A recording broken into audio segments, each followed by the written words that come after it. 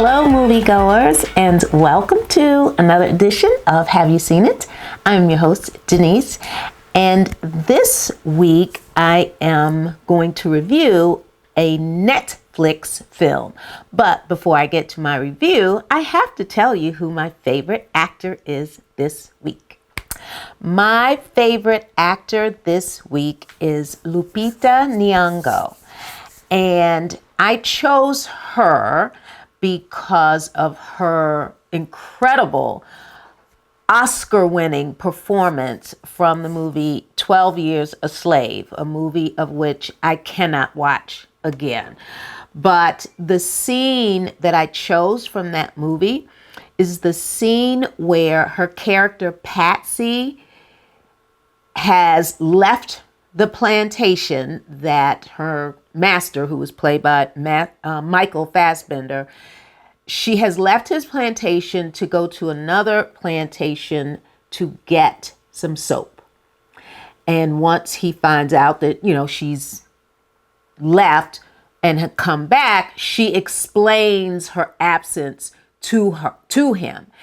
And the powerful way that she just explained to him why she left and all of the reasons leading up to that, it was just heartbreaking and heart-wrenching to watch.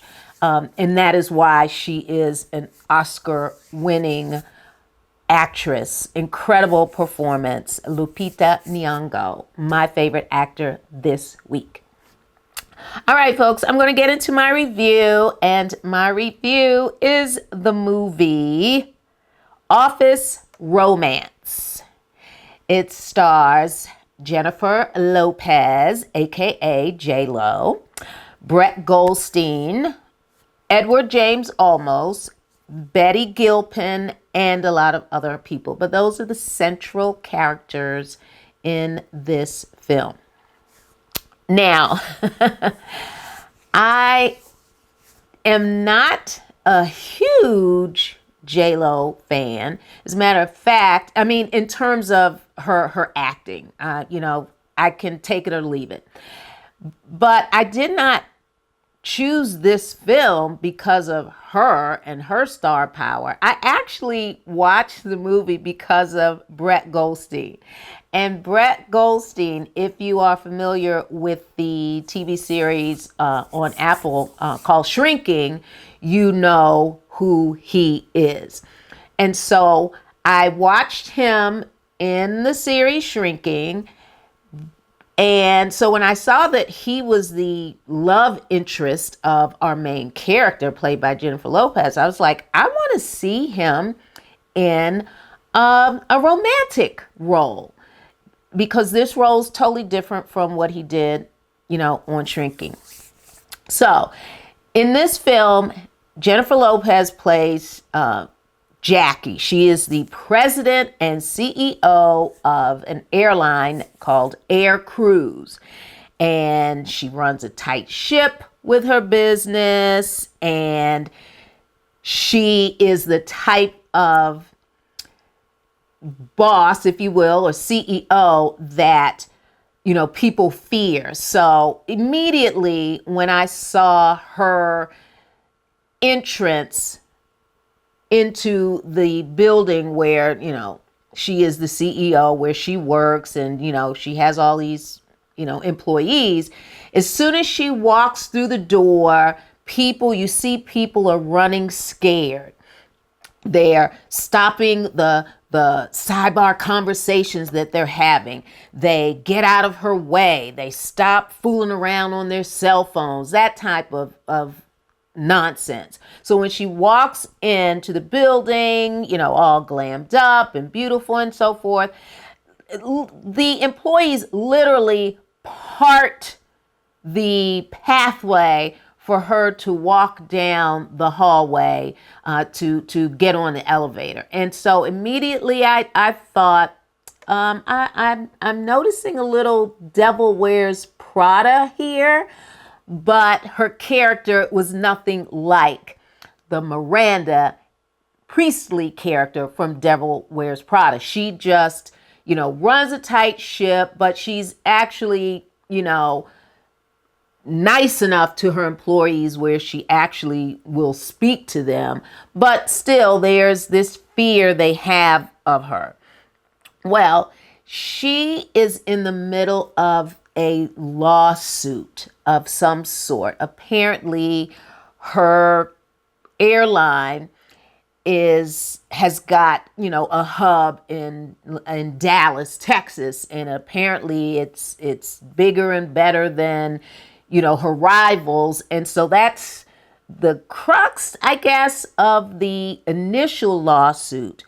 But she does have a very, very strict anti-fraternization policy within her company. And so in order for her to deal with the lawsuit, the initial lawsuit, she's got to hire, a lawyer. And so that is where our character, played by Brett Goldstein, comes into play. He is this lawyer. He's British. He's very well dressed, very nicely put together. And their initial meeting, he's all cuckoo for Cocoa Puffs and basically kind of says it in her presence. So at first I thought, okay, he's just thinking this, but he'll snap out of it and we'll realize that he really didn't say these words, but he actually does. So the chemistry, I thought, between the two, I wasn't feeling it. Really, it didn't do anything for me. And their relationship in the film, the sparks fly pretty quickly. So it wasn't a whole lot of build up, to the point where they just couldn't resist each other. It just came very, very quickly. And so I just didn't buy the relationship. The personal assistant, played by Betty Gilpin, got on my last nerve from the beginning all the way to the end of the movie. She got on my last nerve. I thought her character was a little exaggerated and just like over the top. And there is a scene in the movie dealing with this very pregnant personal assistant that I found kind of gross. So when you check this out on Netflix, you may feel the same way, but it was kind of gross to me. But that's basically the movie, her going back and forth with this lawsuit. But then again, once she starts fraternizing with her employee, there are people who are onto it, who have, kind of seen them making Google eyes at each other.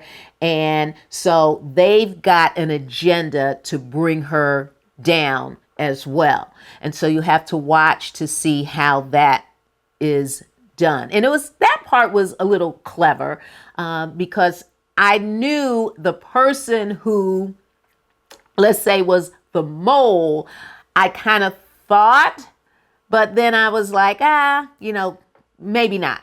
But you have to watch the movie to see how that progresses. Now, her dad, played by Edward James Olmos, so now you have a reconnection with Edward James Olmos and Jennifer Lopez. Remember them from Selena, the movie, and they were father and daughter. So they've been reunited. He is the owner, I guess, of this airline, but she is kind of like the brains of the operation. She is the one who had the dream of building this airline from a young child. So he, owned the company and he ran it for as long as he could, but she was always there beside him learning the craft, in so much as that she learned how to fly planes, these small little, Cessna type planes. So her role in the company is kind of overshadowed by her father's presence and legacy. He's not in the office on the day to day, but people still revere him and kind of pass over her when speaking of big decisions and things like that that have to deal with the company. They kind of acquiesce to him. Whereas, and then at some point in the movie, she and her dad kind of have that, come to Jesus conversation where she's like, look, this business was built on my ideas and my vision and my hard work. So let's not forget that, Dad. And so, they have that little moment.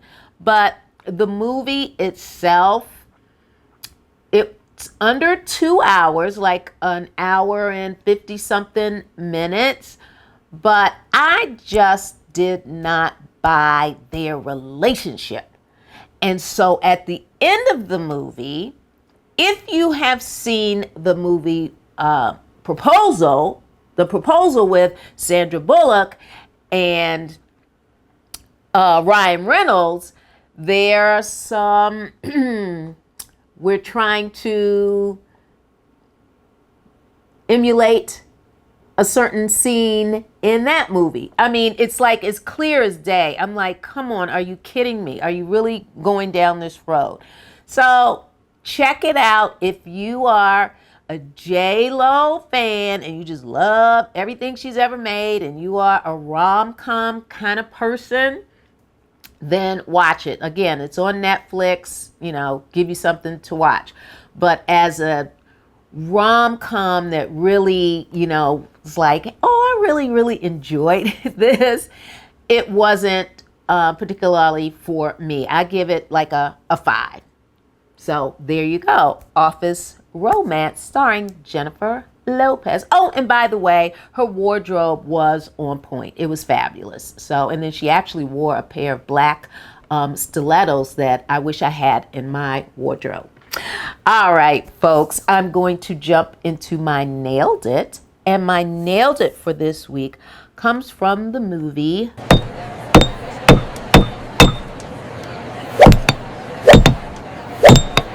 The Color Purple.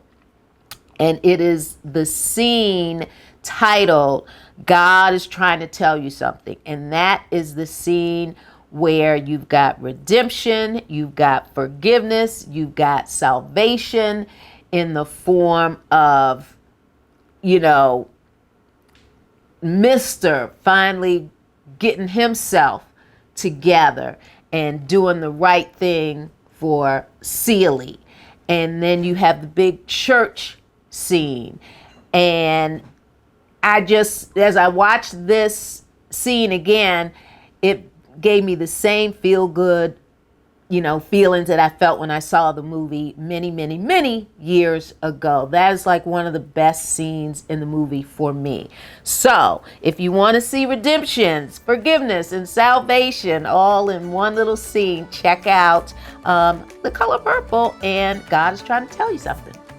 All right, folks, I'm trying to tell you something right now, and I'm trying to tell you that you can subscribe to my YouTube channel. Make sure you hit that like button. And remember, I am available on BlueSky at HYSI. All right, moviegoers, you know what to do. Until next week, I need you to see a movie because I'm going to see a movie. Until next week, bye-bye.